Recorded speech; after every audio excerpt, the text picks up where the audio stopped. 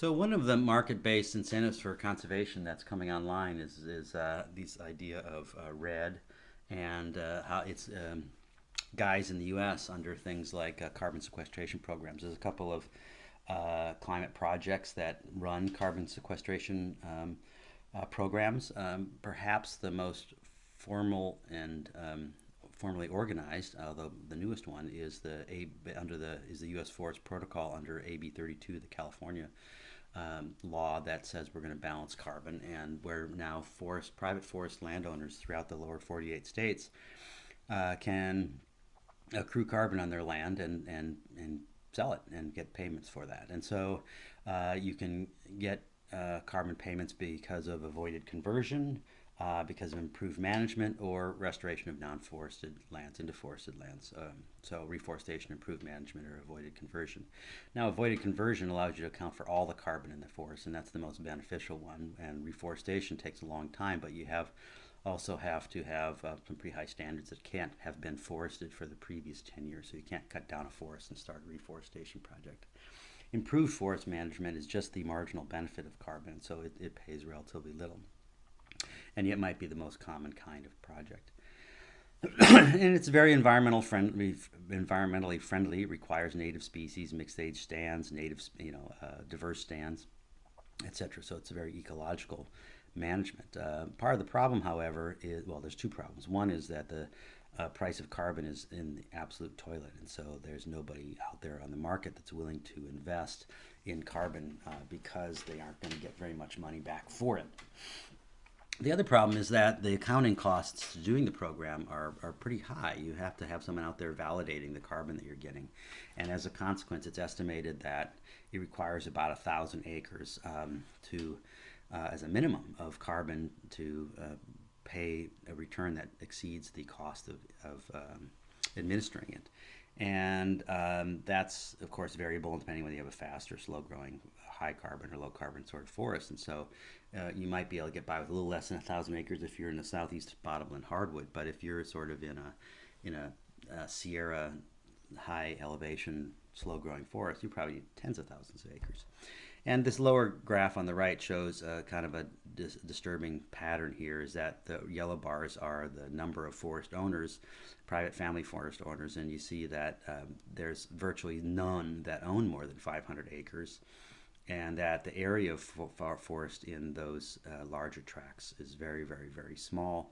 And that so this is really a program that's now targeted at municipalities and corporations. And the idea here is whether the conservation organizations can act as aggregators to allow a larger number of private forest owners to aggregate and clump into a project and provide conservation benefit. That hasn't happened yet, but we'll see what happens in the future.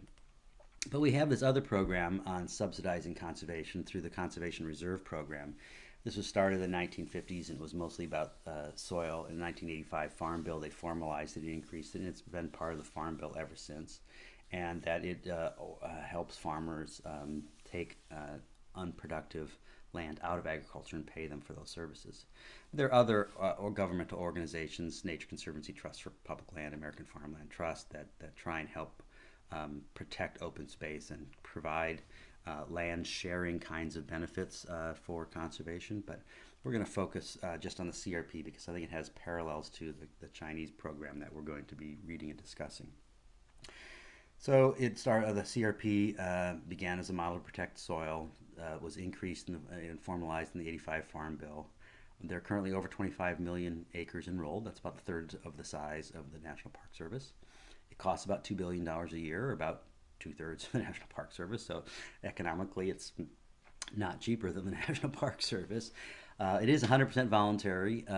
It targets highly erodible lands, impacting watersheds, areas that could be native grasslands. And there's a few other exceptions of how you can get farmland into it, but this table down at the bottom, you might want to pause and look at it. By the way, it comes out of the URL that's at the base of the sheet.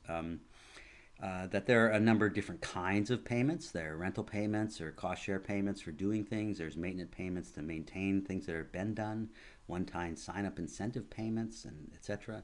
And that lands, when a farmer wants to put a land in this program, the NRCS, which manages this, is going to give that land an environmental benefit index and look at the wildlife factor and water quality benefits, erosion, enduring benefits. In other words, how long are likely are these things to stay in place, air quality benefits, and then a cost. And then you're going to score up points, and they're going to award programs to the ones with the highest points. So this is the way that program works. If you look at the picture on the upper right, this is a picture from China, and China has a lot of very small agricultural plots on very steep lands, and they're highly erodible. And so China has a problem with deforestation, loss of forested habitats, and it also has a problem with soil erosion, and that this became a really chronic problem in 1997 with some really major floods. Also has problems in drought years when production on those kinds of lands aren't very good. Well, so China has a problem. It's got more than 1 billion people, and this leads to an average or a total of 0.08 hectares, or let's see, that's about 0.16. So a tenth of less than a 20th, less than 2/10 of an acre per person of arable land. So if you think about an average city house lot in Davis is probably about a tenth of an acre. You're talking about that much farmland that feeds each and every person in China. So they're working on a very low margin. It's well below that of the U.S. and it's about a third less than the global average. It's a third less than India. And so there's not that much land that produces all the food that these Chinese folks eat, and so they have to be efficient. But they estimate that they lose about 3.5% of their GDP each year to soil erosion, and that these devastating floods instigated a program. And so in 1999. So China continues its afforestation program, and that they've been increasing the amount of forests they have. Now, I have to say, some of these forests are really pretty skanky things. There'll be lots of eucalypts planted right in a little highway interchange, and that will be a forest, and it'll be for timber production. And I was at a national park, Zhouzhaigo National Monument, or National Park, and they had participated in this sloping lands program and planted a bunch of trees. But some guy who was very powerful in the prefecture had a brother-in-law who had a nursery, and they planted trees, and they were still planting trees, and that carried a disease, and it was spreading a leaf casting disease onto their native spruce in the habitat. And so it just was really not going as doing what it was intended to achieve. But nonetheless, this is the program that they have, and they've put a lot of land into protection. This is a graph from the sustainability paper, and you can see that a lot of it was afforestation on cropland and afforestation elsewhere. There have been about 14 million hectares put into the program, about the same as CRP. That's about 28 million acres. And the program cost is $40 billion. It's into its about 20th year. That's a couple $1 billion a year. That's probably about on par with the U.S. CRP program. It's been called the largest payment for ecosystem services program in the developing world, and hence it's of interest. So we're working with the folks for Thursday. The plan is this. This is Jacob and Allison. As we're going to read about the China Sloping Land Conservation Program, Yin et al., which we'll post up, is just a 2-page viewpoint on the program, and everyone should read that. And then we're going to post up 4 other papers.